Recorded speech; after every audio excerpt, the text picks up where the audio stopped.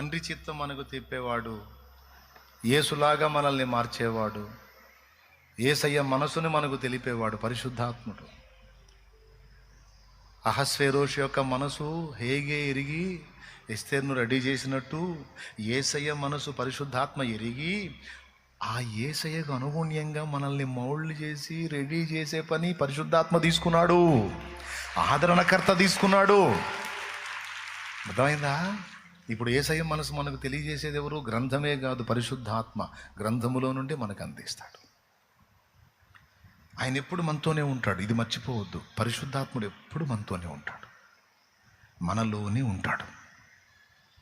నువ్వెప్పుడు సింగిల్గా ఉండవు. క్రీస్తు రక్తములో కడగబడి మారు మనసు పొంది బాప్తిస్మం పొంది పరిశుద్ధాత్మను పొందిన బిడ్డ, ఆత్మ నీలో ఉన్నాడు, నీతో ఉన్నాడు. నువ్వు ఎప్పుడు ఒంటరివి కాదు. ఎనీ టైం నిన్ను వెంటాడుతూనే ఉంటాడు ఆయన.